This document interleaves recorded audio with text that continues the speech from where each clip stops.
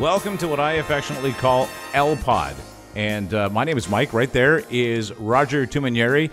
He is the publisher and executive producer of L-Pod. It's my new nickname for the show. I like that title.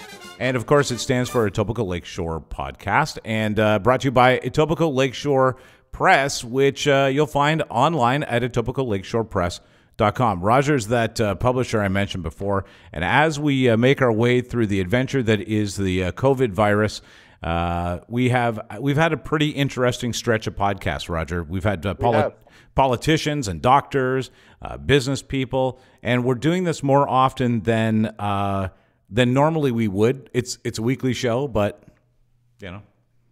Yeah, we've been cranking them out quite frequently, almost daily now. Yeah. And I really appreciate the opportunity to do it, Mike. So I have to say thank you off the top. No. It's a real good opportunity for us, I think, to reach out to folks, not just in Etobicoke Lakeshore, but the rest of Toronto and abroad, to talk about some pretty important matters, not the least of which is how this COVID-19 pandemic is affecting the real estate market, not just the residential, but also the commercial real estate market. It is something that becomes almost top of mind for me because, first of all, I'm a landlord, and we extended an offer to the people that were renting from us, and thankfully everybody seems fine for the moment, but it was top of mind for me. I'm not going to lie to you right away that there were going to be people out of work and people that couldn't pay rent, people that were going to be struggling with their mortgages. And then, of course, the government comes up with some solutions. Well, today we're going to find out what the real status of all of this is. Yes, we are, because as our guest today, we have Elliott Slocombe with us. Well, that's a really good thing. Now, how do you know Elliott? Elliott and I, we know each other on a couple of different levels. First, we were friends, and then we became brothers through our Masonic Lodge in Mimico, Superior Lodge, and then we've done a bit of work together on the real estate side of things. He and his wife Francesca are realtors. They live in Long Branch. They're raising two young girls, and they got a nice little boutique real estate business going there. Hi, Elliott. Thanks for joining us, man. Hey, Mike. My pleasure. And Roger, we fortunate to be friends. And then Francesca and I were fortunate to have them entrust us with their number one asset, which is their house. And fortunately, because they sold and were in Long Branch, he could literally see the lake from his front porch. It sold with multiple offers and was very successful. Aha. Well, it was a market time where there were so many offers on the table on so many properties, multiple offers, and I don't even know if the official word actually is words are bidding war, but I had a number of friends looking in that area, and there were bidding wars on properties, and they were getting exceedingly more than asking. Yes. Yeah, and the reason for that is as well, the strategy is, so I'll give a hypothetical example. If someone is hoping to capture 850 from the sale of their house, or you could call it 1.1, if it's 850, you would want to list it at 749. And so it is part of the game. But you're intentionally listing it below market value, because what you want to do is, number one, give anyone an opportunity. Doesn't mean if an offer comes in lower than the seller wants or is hoping for, they don't have to take it. But the goal is to bring more attention, more interested buyers. And so you'll capture the buyer that has a maximum of 800. And you'll capture buyers that might have a budget of 900. And then it becomes what market value is. But what also plays a massive part of it is the aesthetics. So, as they say, location. Mm-hmm. Being fortunate to work with Roger, he was just 2 houses north of Lake Promenade. and it was a dead end, one of the municipal lots, so you could see the lake. There wasn't a house blocking it. Oh, I want to bid on this house. People were paying. Sorry? Am I too late to get this deal? Yeah. Sounds like an amazing Yeah, property. no, it went fast. And then the other thing is he had a big backyard, a private drive, so I saw at times people would pay over $100,000 more to get the private drive instead of a mutual where you're sharing it. So all of those things take into play, and therefore no one is trying to. They're going to take the highest offer, and the highest offer will be what the buyer and their agents judge as reasonable, and also what they're willing to pay. They might have lost out on a previous offer, and then they realize, you know what, this has got all the more renovations, so we're not going to have to spend as much as we would have on that last property, and they're going to increase their offer amount. Okay, so this was just weeks ago. This sort of thing was happening, and then, of course, we are all encouraged to self-isolate, and then we are all put under sort of an emergency state here in the GTA, Ontario, and throughout Canada, where although the market was really vibrant, I can only imagine that it is ground to a halt like everything else. What's it feeling like out there for the real estate market and for realtors? Great question. And so there was an interesting window of time, and that was, you had some people that closed. They were still going with it's okay, there's multiple offers, great demand, equally low supply. So there was in this Toronto market good reasoning to buy first and then sell. So some people that bought just before March, they were caught in the crosshairs where now they need to sell as well. But there's still that demand. There's still, so even a friend of mine who's an agent, he had a listing come up. He got one lead from realtor.ca. That person came in. They were all gloved up and masked, and got a tour, and they bought it. So there's still that demand. The demand can come because of their life situations they've been planning, or they sold and they have to buy. But ultimately what you're seeing is a slowdown. So anyone that was out, some of our clients that were out on the buying side, they're stopping, they're waiting. Yeah. A lot of the decision is due to what's happening with their work. One client, the husband, he works for a hedge fund. So, they're seeing there's major uncertainty there. Mm-hmm. So people are on the sidelines. But Mike, you alluded to it. If anyone does have some liquidity, some financing available to them, and that could come from the credit line that they have on their current property. Mm-hmm. Once you have a property, there's more creative ways. There's more creative ways to get some leeway with financing. Yeah, that's how we did it too, to get into the market as well with rental properties.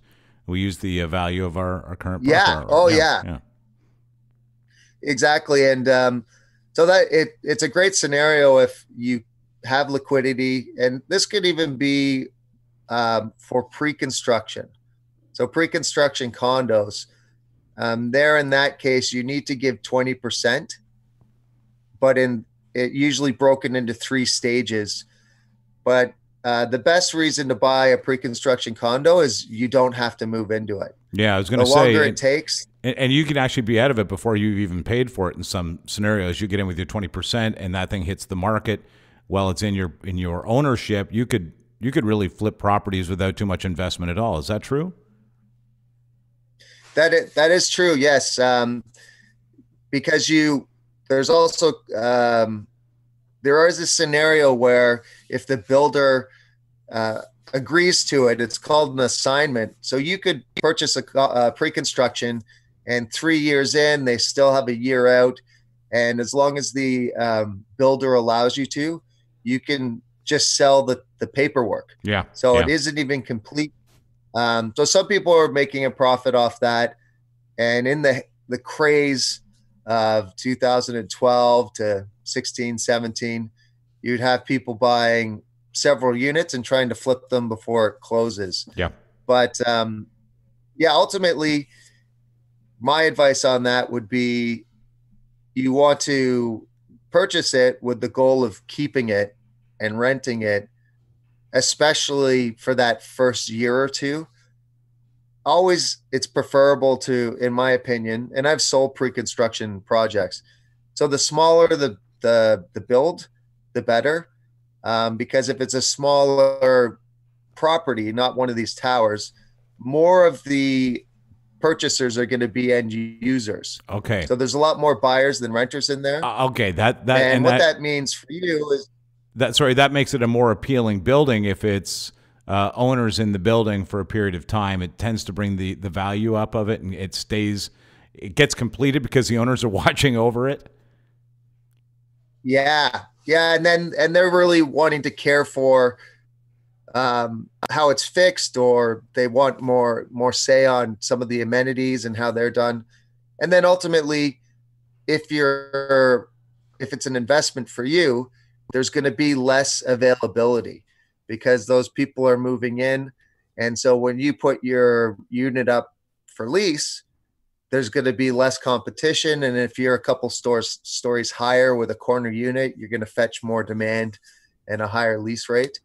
So that's why I always recommend to clients, if you do buy pre-construction, at least wait out a year of when it's complete, because if it is a larger property, there's going to be a volume of units come on the market for sale as investors are trying to offload.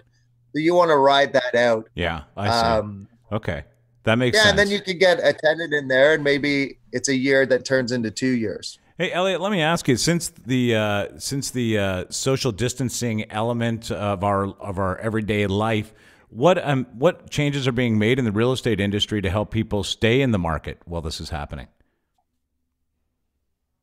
Great. So one thing that just rolled out, Toronto Real Estate Board, TREB, they have now put integrated into the website where an agent can do a live stream of an open house.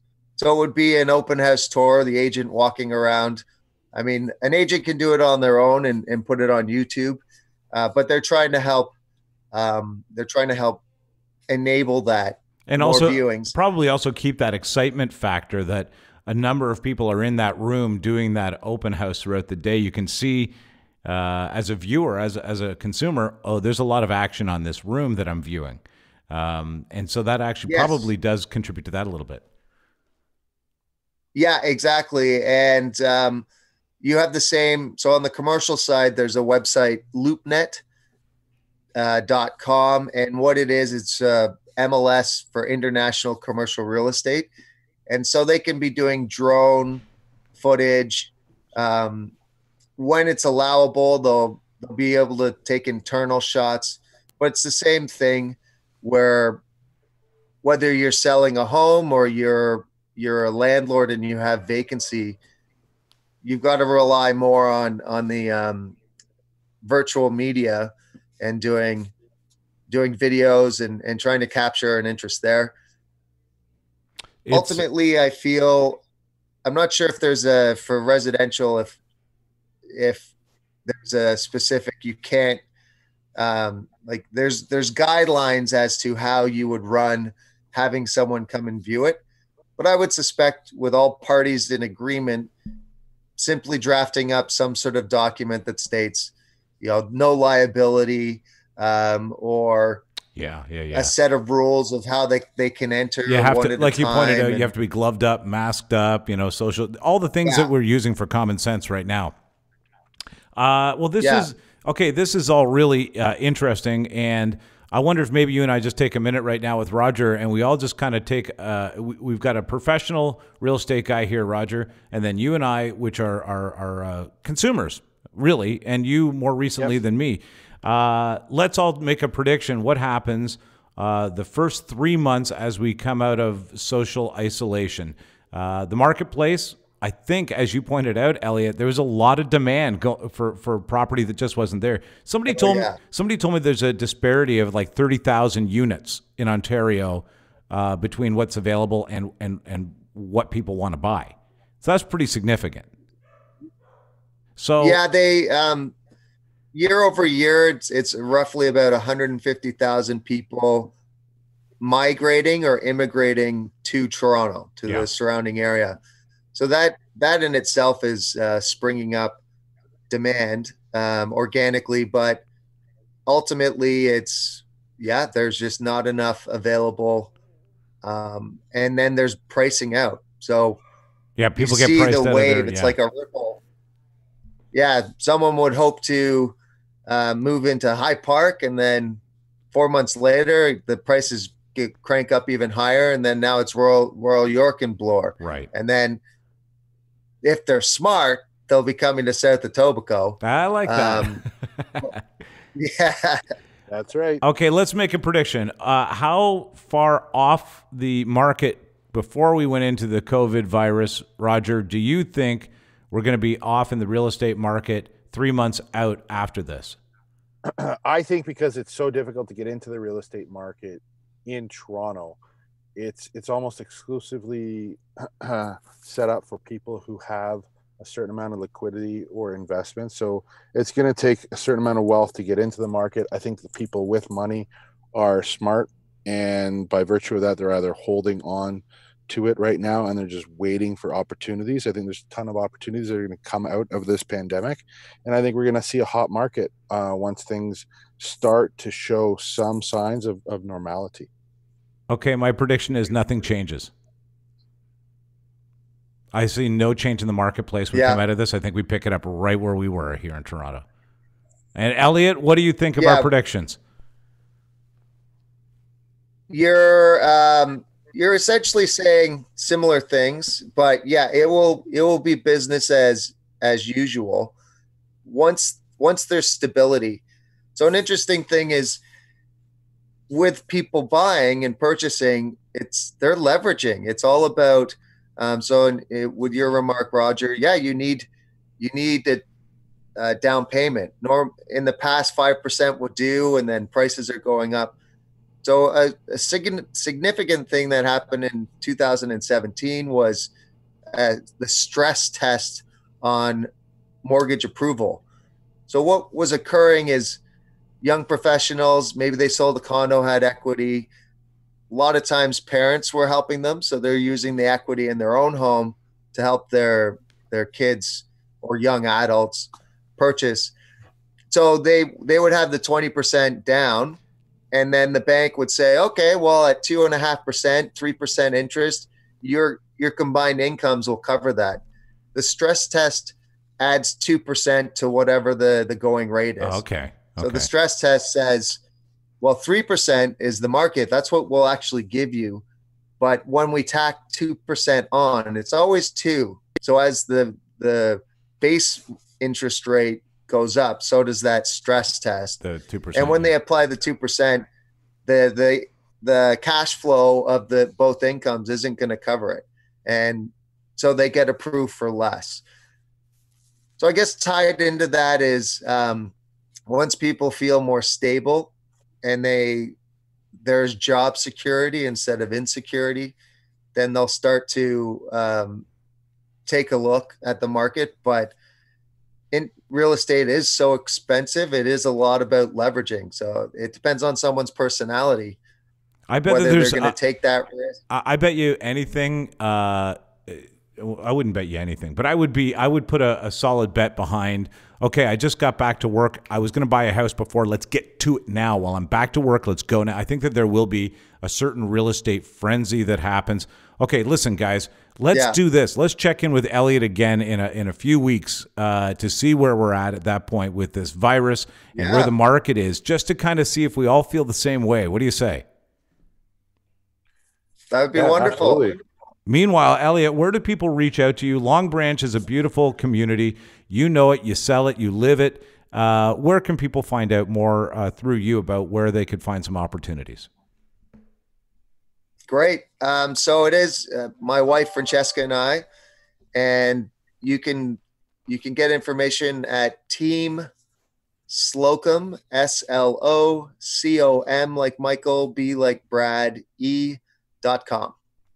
All right. And I'm happy to, people can give me a call and have a chat if they have any questions, want some more information. So you'll have my details there. And yeah, go ahead. What's your number? In case somebody wants to jot it down. What's the number? Sure. 416-835-6066. Now, hopefully I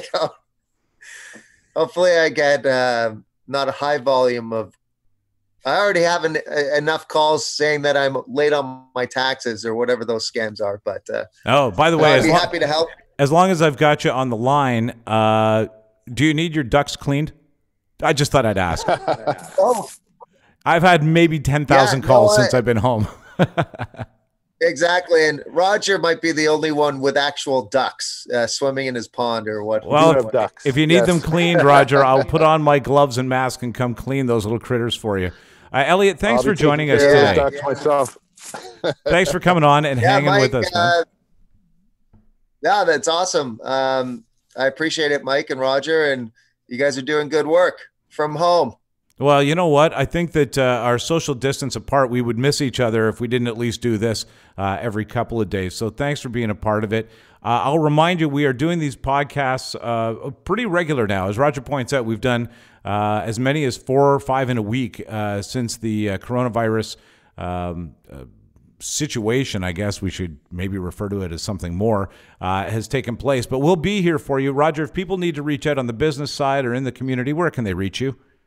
Yeah, they can find me online at etobicokelakeshorepress.com or send me an email at etobicokelakeshorepress@gmail.com. If you want a podcast, you can reach out to Roger to do that too. He handles my business in that neighborhood like a pro. Thanks, buddy.